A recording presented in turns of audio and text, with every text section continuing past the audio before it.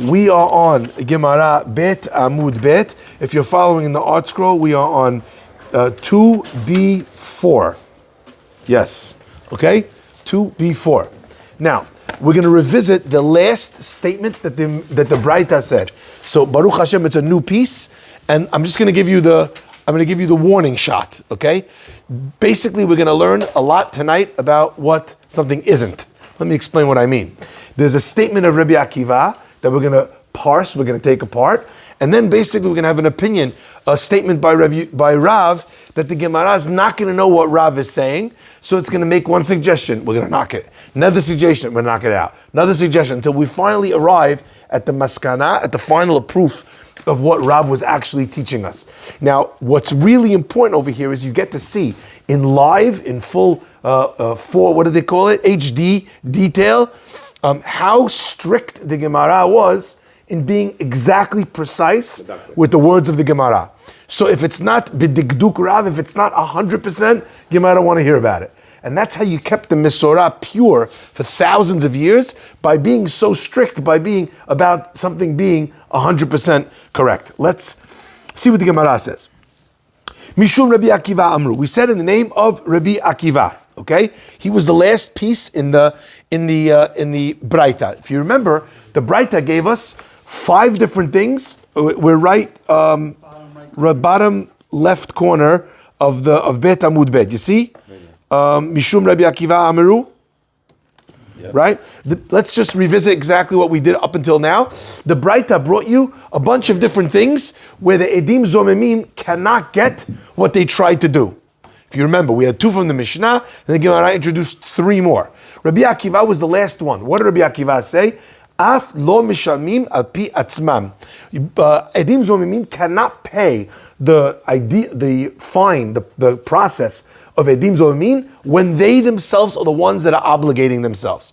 So we tried to figure out, what does that mean? How they're obligating themselves. And we explained that the case is where they went to Beit Din, they tried to pull Edim Zomemim, where they said, we saw this guy take a loan of $100, and he owes this money. Anyway, all of a sudden, 2 other witnesses come in. They say, you could not have been there at that time, you were with us, right? Before the Beit Din could obligate them on the money, these 2 witnesses run out of court, they go to another court, and they blurt out, we're Edim Zomemim. They admitted that they were Edim Zomemim. So therefore, we didn't get across the finish line of obligating them in Beit Din number 1. They run to Beit Din number 2 and admit their responsibility. Rabbi Akiva says, if they do that, they do not pay what the Edim Zomemim. And the question was, why? Ask the Gemara 3 lines from the bottom. My Tamad Rabbi Akiva. What is the reason of Rabbi Akiva that they should not pay? You got them in court. You have Edim Zomemim saying that they lied. They were with us in reserve cut in the same time that they say that they witnessed this go down. Why should they not pay? The Gemara answers something amazing. Kasavar knasahu. Rabbi Akiva holds that the whole idea of Edim Zomemim is a knas. Now let me explain what that means. In general, there's 2 ways that you could be obligated money. One way is, I owe money. That's I have to pay. It's like a debt. Another way is something called knas. Knas means when we levy a fine. Now, a fine, says the Gemara, can only be given when it comes in Beit Din. Where do we learn this from? There's another example of a fine in the Gemara that it's quoted from a pasuk in Mishpatim.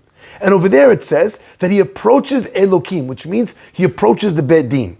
What do we learn from there? That only Beit Din can obligate someone to pay a knas. Without a Beit Din, you can't have a knas. You can't have a fine. What's the difference between a fine and compensation? So there's a few different differences, but let's start with the most obvious one. Compensation is when I charge you money, $100, okay? Sorry, compensation, $100. Now, it was a lie, I have to pay you back $100, okay? That's compensation. How about if I steal your sheep? The pasuk says, if I slaughter it or I sell it, I have to pay 4 or 5 times. That's a knas. Why? Because it has nothing to do with what I actually took from you. It's far more than the amount of damage that I did. That's a fine. Another example is kefil. If I steal something and I get caught in Beit Din, then they obligate me knas of kefil, double. That's also a fine. You know why? Because you can't pay double what you stole and tell me that's compensation. I didn't steal 200, I stole 100. So in that case, if the ganav sees that they're about to get him in court, he runs into another bet din and says, I stole $100. How much is he going to have to pay? $100. He saves the extra 100 because it's not the bet din that got him. It's his own admission. Same thing over here. Edim Zolimin, Rabbi Akiva holds. It's a machloket. But Rabbi Akiva holds, and we actually hold like him, that it's a knas, and we'll see why in just a second why it's a knas, but it's a fine. Since it's a fine, therefore only Bet Din could levy it. If the witnesses came in and they said, there's Zolimin, then before Bet Din obligated them on the money, they run out before the gavel, they go into another Bet Din, they say, we're Edim Zolimin. What did they just save themselves? They save themselves the whole fine. Is it always above market value? Sorry? Is the fine always more than the market value? If Well- I stole your bottle of wine and I broke it, Yeah. do I have to just go pay you back like if you went to a store and you bought the same bottle? A fine is generally above market value because there are cases where there isn't a market value. Like as an example, there's knas when you spread rumors about a woman, motzi shemra. So there's an amount of money. You say that this woman, she cheated on her husband, okay? So you've defamed her. How much is defamation worth? Depends. Depends. Isn't a fine, Rabbi, isn't a fine by definition an amount of money over the actual damage? Isn't it by definition? No, I wouldn't say so. Can I give you an example? Yeah? Okay. So let's say I say that this person she's not a virgin like she claims to be. That's the case of motzi shemra in the Torah. Now, how much is that worth? A woman's reputation. Everything. How about if the woman's a prostitute? The Gemara the pasuk says that she owes a certain amount. You owe her a certain amount of money, right? If I made a claim, and it turns out actually that I wasn't correct about this exact claim, it's not worth anything to her. She's making money on the deal. So there'll be cases where the fine actually might be less than what you might call the market value. It might be more than the market value. If it's only 100, for me, my reputation is worth 1,000,000. And the Torah is only obligating you 100 zuz. So that would be, in my opinion, less than the market value. You see? So it's not necessarily about market value. It's about a fixed amount that isn't tied to actual real life. That's what the fine is. Why is the ganav paying double? No reason. Why is he paying 4 or 5 times when he steals a sheep? No reason. The Torah is giving you a fine. Okay? Now that that's the case, Rabbi Akiva says, Edim Zomemim, the hazama itself is a fine. Therefore, if they come in and they admit before the law was passed into ruling by Bet Din number 1, they run into Bet Din number 2, they remove from themselves Edim Zomemim, this fine of Edim Zomemim. Let's see what the Gemara says. The Gemara asks, the Gemara says, Amar Rabba says, Teda, let me bring a proof to this idea of Rabbi Akiva that Edim Zomemim is a fine. Proof. Sharei lo asu maaseh v'neheragin u'mishalmin. These Edim Zomemim.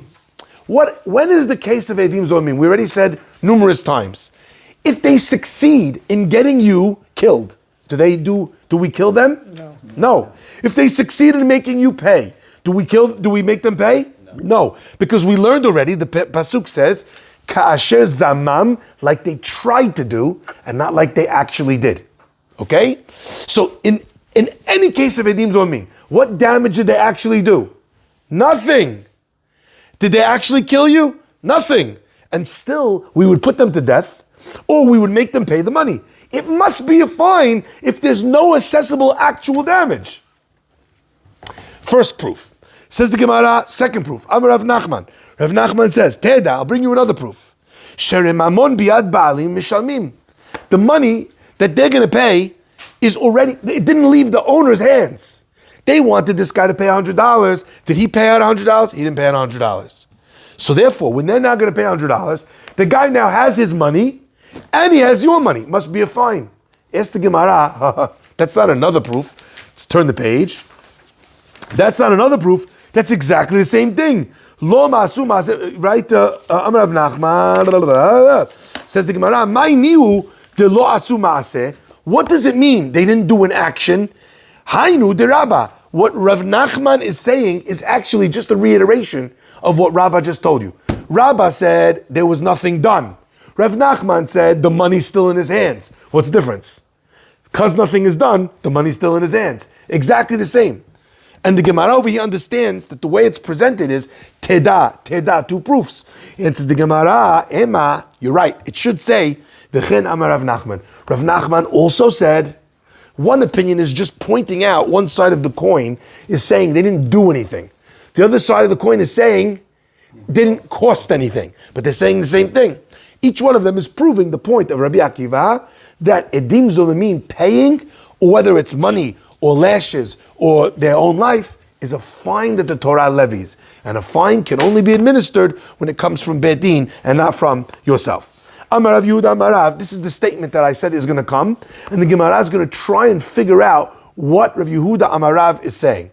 Now there's one bit that you need to know before we enter into this whirlwind of attempts to answer what Rav Yehuda Amar Rav is saying. And that is, Rav Yehuda Amar Rav, Rav Yehuda is an Amorah, Rav is the person he's saying it in the name of, and Rav, we already said many times, what was unique about Rav? Excellent. Rav, the Gemara says, Rav Tanau Upalig. Rav is a Tana, and he's allowed to argue. Let me explain what that means. In general, you have the time of the Gemara, of the sages, it goes in stages. A stage below cannot argue on the stage above. Let's say, as an example, I want to say the halacha is X, and I want to argue on the Shulchan Aruch. Am I able to argue on the Shulchan Aruch? No. Why not? Because higher. So we today are classified as Acharei Acharonim, or Achrone Achronim. We're the latter part of the Acharonim, okay? Of the latest sages. Before us comes the Achronim. Rabbi Yosef Karo, who wrote the Shulchan Aruch, was the first swath of Acharonim. They're the ones that came right at the end of the time of the Rishonim. So who's in the class of the Rishonim? Rashi, Rambam, Ramban, Rabbeinu Bachya. Those are all Rishonim. Achronim, or Acharei Achronim, can't argue on Rishonim. Before Rishonim, you have Geonim. Rav Hai Gaon, Rav Shrira Gaon, Rav Nisim Gaon. All of those Geonim, they come after the time of the Savoraim. Who comes before the Geonim? Savoraim. Who comes before Savoraim? Amoraim. Savoraim is like an in-between stage. But Amoraim is the generation of the Gemara. Okay? So the Geonim can't argue on the Gemara. The Gemara people, the Amoraim, they can't argue on the Tanaim. Excellent. The Tanaim are the Mishnah. Every time you see the word Tana, we learned in the Mishnah, that's Tanaim. The people who said the Mishnayot. Okay? Why is it Tana? Just so you understand. In Aramaic, Taf and Shin oftentimes are interchangeable. Okay? And therefore, Tana is the same as Shana. Same concept as Mishnah. Okay? Lishanot, to learn, to repeat. They were called Mishnayot because it was never written down. So how did they remember them? They would repeat them. That's what you mean when you say every single day, Veshinantam levanecha. And you will repeat them to your children. You're supposed to repeat Torah over and over again until you have it sharp on your mouth. Someone asks you something, you're not migamgem. You don't stutter. You have the answer on the spot because you've reviewed it many, many times. Okay? So Rav is right in between. He lives in both two periods, in between the Amoraim and the Tanaim. So he is an Amorah, but his Rabbi was Rabbi Yehuda Hanasi. So he's right at the end of the Tanaim. So Rav is allowed to argue on the Mishnah, but he doesn't often do it, number one. And if there's a Mishnah, Rav is not going to come along and teach you something that's already in a Mishnah. Is that clear? Okay, with that introduction, let's begin. I'm Rabbi Yehuda Amar Rav. Rabbi Yehuda says in the name of Rav, Ed Zomem Mishalem Lefi Chelko. A person who's an Ed Zomem, a singular Zomem witness, Okay? Let's imagine you have Reuven and Shimon. They are our Edim Zomemim. Okay? Now, Reuven, Ed Zomem, Mishalem Lefi Chelko. Pays according to his part. Now, if that's all I told you, that Ed Zomem pays according to his part, what would you think that means? But does he have nothing to do with it? Sorry? Doesn't he not have a share? What do you mean? Part of They it. pay But if he 50-50. has a full part, then the second one doesn't count. So I'm just asking, what do you think it means that a witness, Ed Zomem, one Ed Zomem witness pays his share? Pro rata share. Pro rata share. So if I'm Ed Zomem, I try to charge the guy $100. How much do I have to pay if they get me? 50. It's not that each one gets 100. Now let's just be clear. Why would I have thought that you'd have to pay 100? Zomemim was one global. Zomemim was 2, Zomem 1. One more time. No. Because you're Hold putting on. the guy. Why would I have thought if I have to pay, if we tried to charge the guy 100, and now we get a punishment that we have to pay 100. Why would I think that they should split it? Right? Why wouldn't I think they should split it? Obviously they're going to split it. How could I pay 100 if the whole damage is 100? Fine. Since it's not compensation, if it's compensation, obviously we're not paying 200. But if it's a fine, where anyway it doesn't match what the guy, because you didn't even charge the guy. The money's still in his hands. So I might have thought that you have to pay each 100. So now you'd look at this and you'd think Rav Yehuda Amarav is telling you that I'm allowed to pay 50. So if the amount we tried to get him for was 100, we collectively have to pay 100, therefore my share is 50. That would fit, except, says the Gemara. What does it mean you pay according to your share? If you would say what is obvious to say, that each one pays 50, Tanina, we already learned it in the Mishnah. And Rav Yehuda Amarav is saying in the name of Rav.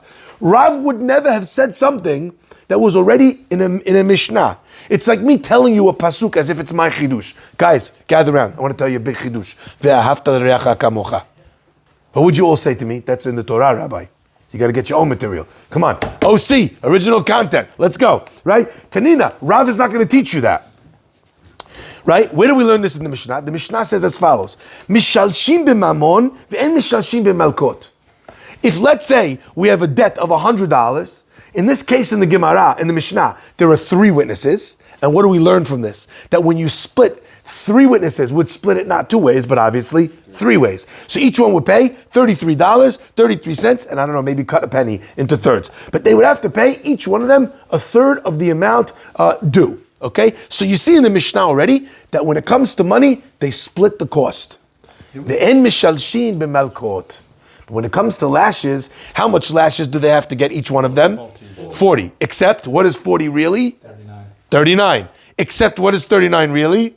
As many as you could handle. As many as you can handle. Excellent. You guys listening? So 40 is the language we use, but really it means 39, never 40. Okay? But even 39 is subject to how strong the guy is. Can I just share with you something just on the aside? Remarkable. I know it's a little bit of a side note, but I feel like I have to share it with you. I met this guy who took me to meet his grandpa, okay? This guy's grandpa, funniest guy. I'm sitting there talking to this guy about his time in the war. Turns out this guy was a big guy. He actually lived in Auschwitz for the duration of the war. There was a group that came in right in the beginning of workers that they kept there for the entire time that Auschwitz was running. Even though they were killing everyone as they came in, this group was there for a very long time, okay? Either way, what happened, whenever anyone would get the punishment of to be whipped or to get lashes, this guy was a strong guy.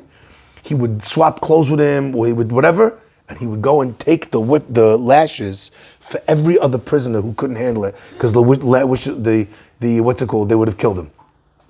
What an unbelievable story! Because you read these stories about like heroes in the Torah about the people that were in charge of the people in Mitzrayim, right? That they would get whipped instead of forcing the people to work. And here's a guy I saw him with my own eyes, who takes the whippings because he knew that the people who couldn't handle it, they would die from it. Okay, what happens if 2 witnesses come along and now there's how much do they get? They get 39.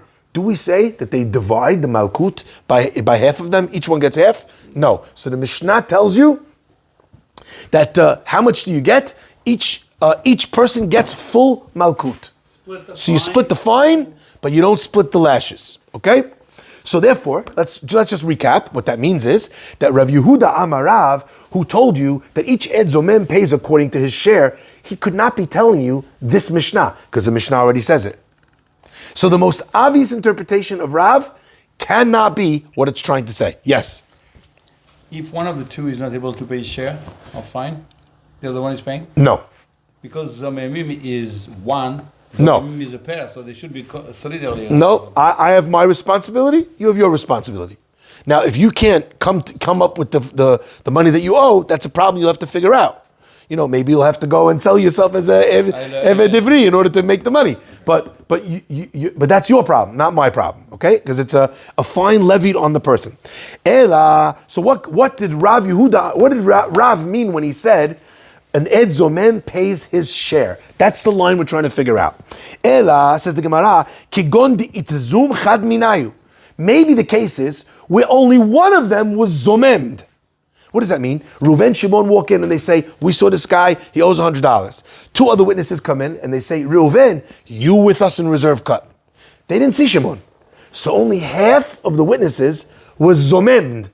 So maybe Rav is telling you that an Ed Zomem, a singular Zomem witness, pays his share. He pays half of the amount that they have to pay.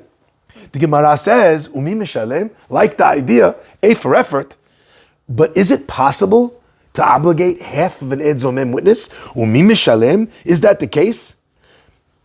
De Tanya, we learned, en Ed Zomem mishalem mamon, an Ed Zomem does not pay ad shiazumu shnehem, until you do Edim Zomim on both of them. So if you nabbed one of them as a Zomem through witnesses, neither of them has to pay. So you're telling me that Rav Yehuda is telling you that you have to pay half. You don't have to pay nothing. Because Edim Zomimin only happens when you get both of them. Where do we learn this from, by the way? We learn this from the example where it says Ed Sheker Ed Be'achiv. It says in the Pasuk, ironically, it uses the word Ed. Ed means how many witnesses? One. But the Gemara proves that when it's used in the Torah, Ed, and it's not obvious that it means one, Ed always means two. Okay?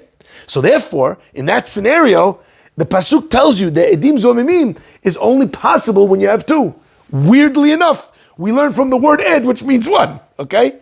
However, that is the halakha. So therefore, Rav could not have been telling you that one witness pays his half, because if you only got one, he wouldn't have to pay it all. The Gemara says, Amar Rava, Rava says, Be'omer edut sheker ha'adati. No, says Rava. You know what it's talking about? Where the guy walks in himself and he says, I could not have seen this guy on that night in that place because I was somewhere else. So it's not a case where other people come and zomem the one. It's where he himself zomems himself. Now, even though we just got finished saying you could only zomem two together, that's when other people are coming. But when you yourself are saying it about yourself, maybe in that case, a person could obligate himself and then he would only have to pay half of them. The Gemara says, Kol kamineh, is that possible? Kivan sheigid shuv eno chozer umagid. This is fascinating. There's a law, and we're going to come across this law in a very tragic story that we're going to learn a little bit later in Masechet Makkot. But there's a law in jurisprudence, and it goes as follows. If I come in and I say, this person owes $100, then later on I feel bad that I lied, I come back to the court and I say, JK, sketching, it's not true. I'm bearing witness that it's not the case. The halakha is, Kivan shehigid, shuv eno chozer umagid. Once a person comes in and bears testimony, he cannot counteract his own testimony. Not a race. Once he says something, we've believed him on that, his testimony is canonized, it's untouchable. He can't now come and say it's not true anymore. He has no believability. Why is that the case? We'll see a little bit more. But part of the reason is because we didn't want witnesses to be put under pressure and then come back into Beit Din and say, oh, it's not true. Once you've said something, That's what your statement is. We don't believe you anymore with regards to this thing. So the Gemara says, if this guy now comes in and says afterwards, I lied, I wasn't in the place, I was somewhere else at the time, he can't, how can he make himself Ed Zomem? Once he already said the witness, we're not going to believe him. And following up on this, what that means is that what's going to happen, the guy, the testimony is going to stand. They're then going to go and obligate the person to pay the $100.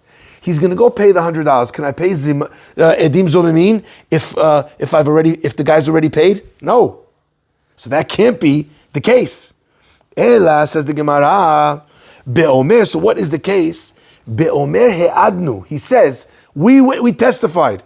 V'huzamnim bebedim ploni. And the witnesses came and they did Edim Zomemin on both of us in the other court. Remember that case where he runs away, goes to the second court? This guy comes in, he says, I did Edut, I had Edim Zomemin against me in the other class, in the other Beit Din. Gemara says, so what happens now? Remember, he's saying it about both of them.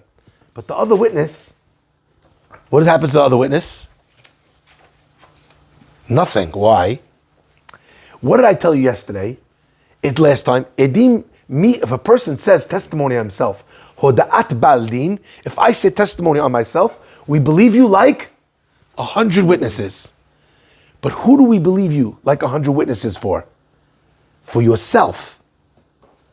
If I'm trying to obligate my party in the Edim Zomemin, what do you need in every time you need witnesses? Second witness. So if I come in and I say, we were just in the other court, we were just Edim Zomemin, what happens to him? Nothing. There's no testimony about him. Correct? So in that case, he's not Zomem. But for me, we believe my own testimony on myself. So I would have to pay my own testimony on myself. It says the Gemara, Kiman, but I just told you that if you admit it and the Beit Din didn't obligate you, then you're free. This goes in contradistinction to what Rabbi Akiva taught us earlier. That if you say testimony on yourself and the Beit Din didn't obligate you, then you don't have to pay. So it can't. Is Rav telling you a halacha not like Rabbi Akiva? That doesn't make sense. Rabbi Akiva is a Tana, and we hold like him. Would Rav be arguing on Rabbi Akiva after we hold like him? Can you say that last case one more time? The last case. The guy walks in. He says, I was in another Beit Din. We said, we testified, and then there was Edim Zomemin against us. So he tells this to the Beit Din. Says Rav, I can't obligate you because I'm only one witness. And even though I have my own testimony on myself that's believed, like 100 witnesses, it's only believed with regards to me. Not believed with regards to you. So therefore, Rav says, I would have to pay my own share.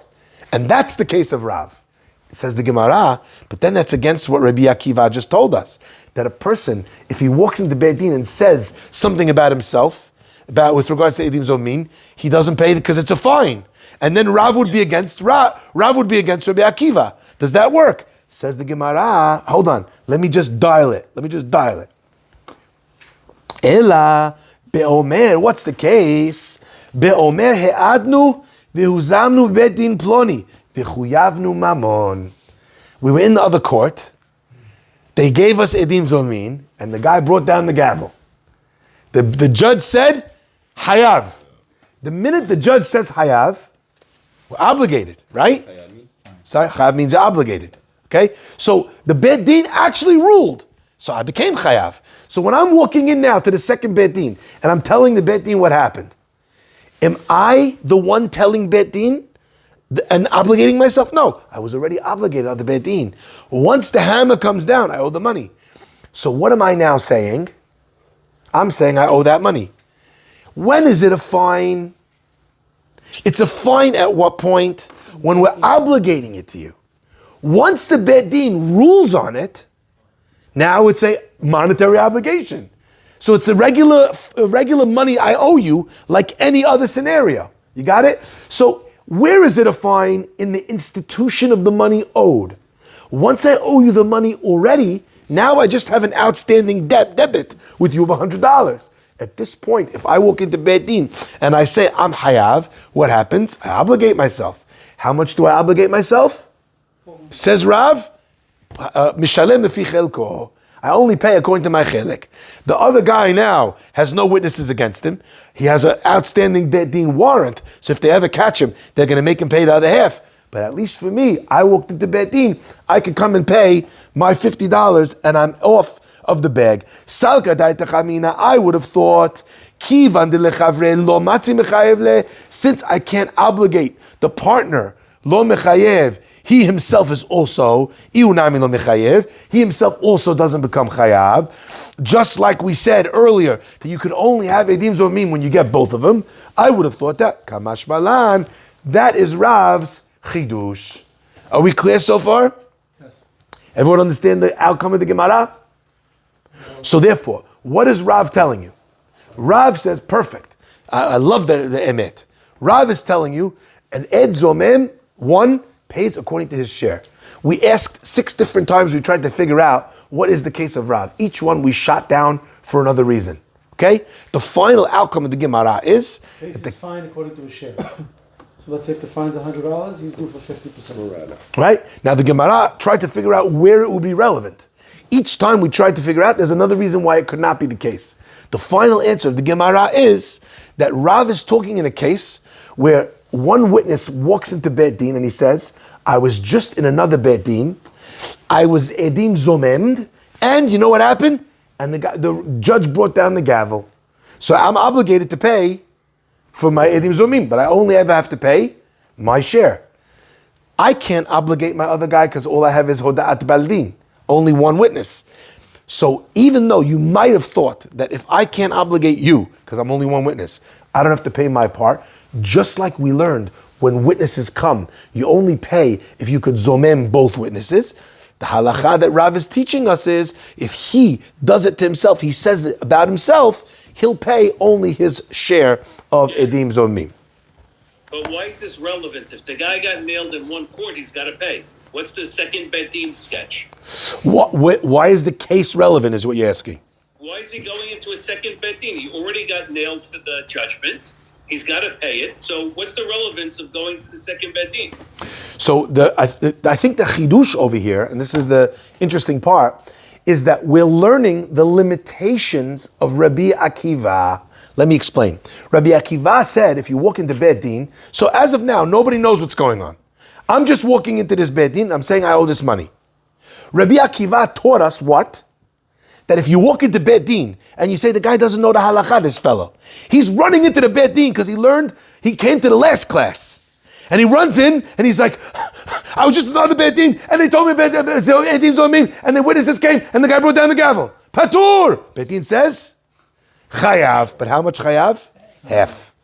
Because the chidush is, once they obligated you, it's no longer a fine. Now your admission doesn't help you at all. So the chidush of Rav is to tell you that the limitation of Rabbi Akiva only works if they didn't bring down the gavel. So if I'm a judge and I see these guys running for the door, you know what I'm doing? Chayav! Got me? Okay, let's learn the Mishnah. Question? Yeah. Why wouldn't it go back if there's only one ed that's zomem and one ed that's still not zomem? He could still be the truth. Shouldn't that be in a state of limbo because you need 2 edim? No, we already had the 2 edim in the other court. Now we just can't prove it because you only have my testimony, and my testimony can only ever incriminate myself.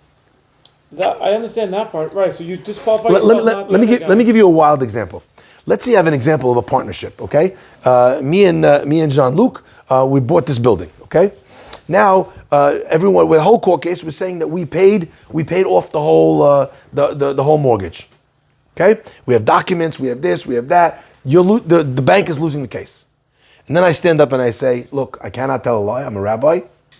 It's not true, we didn't pay the bank. What would happen in a court of law? They would shut down the case. They would obligate you to pay, right? Who would they obligate to pay? Both of us. In Jewish law, that's not the case. You can only obligate yourself. Because there's no witnesses. This guy will say, there's no witnesses I'm obligated. I don't know what happened to my partner. The guy's Majnun, but it's not true. On me, though, so if he then says it's not true, And they're like, listen, okay, you're free to go. Now I'm like, he's free to go? 1 second. Oh, it's not true. It's not true anymore. I already have Hodat Baldin. It's like witnesses on my part. So I would be obligated now to pay, So why would and they he would be patur. Why would they? Oh, because you said earlier there's a warrant out for that other person, technically to the bet din, but he shouldn't be.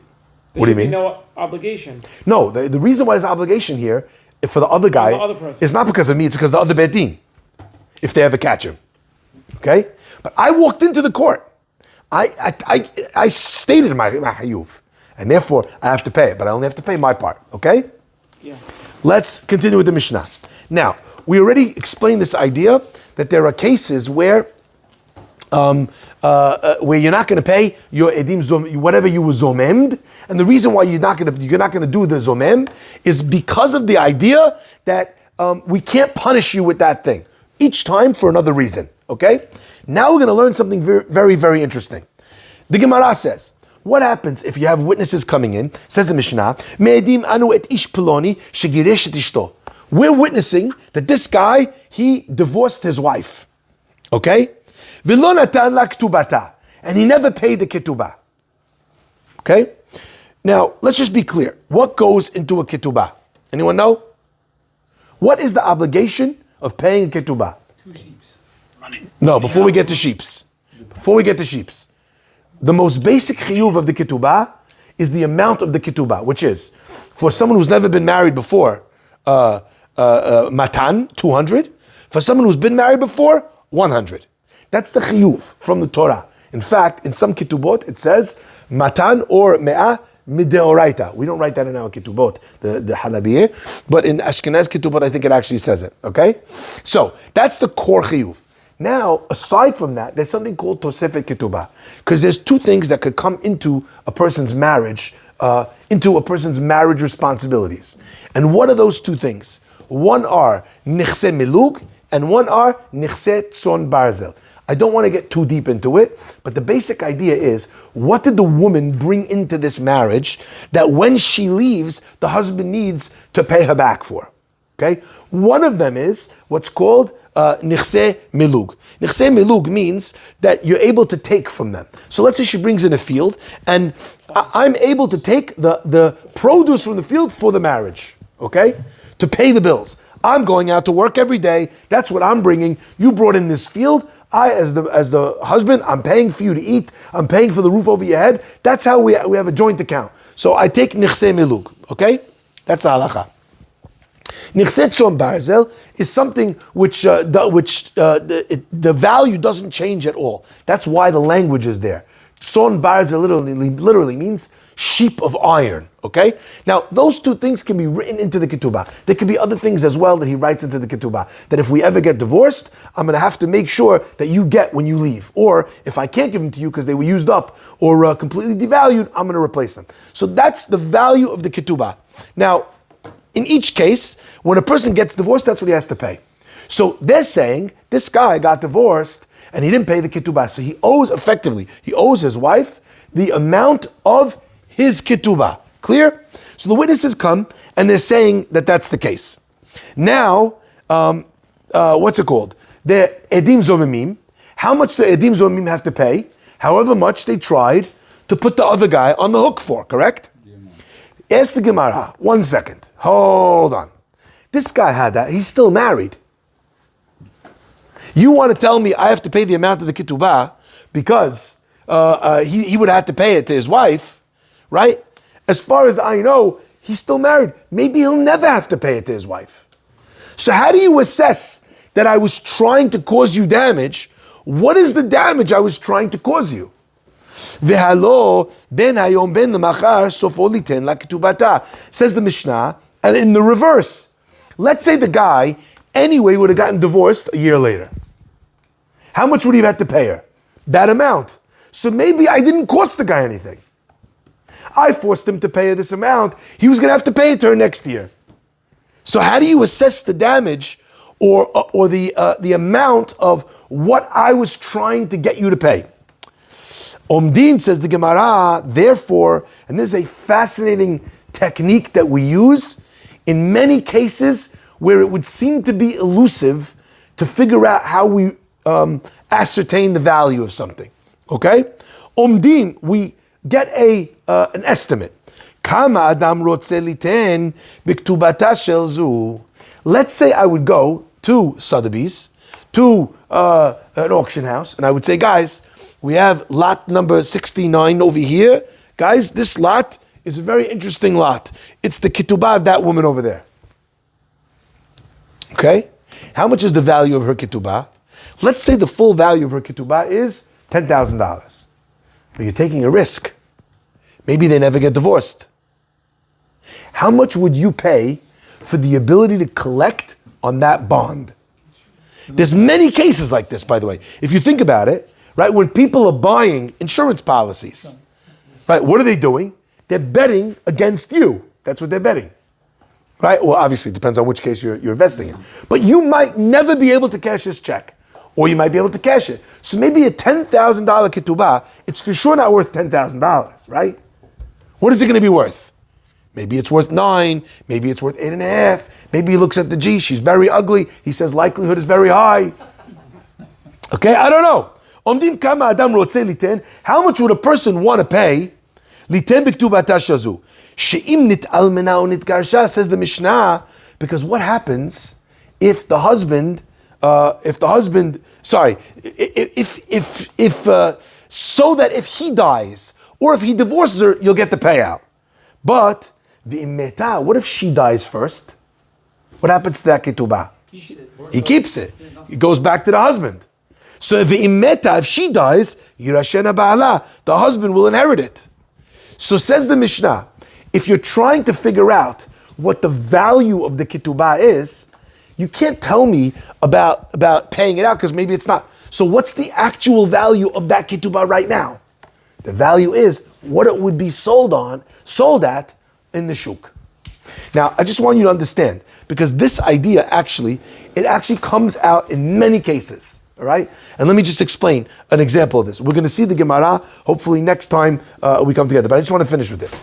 The Gemara says, if I walk up to Bert and I say, Bert, how you doing? Bert says, good.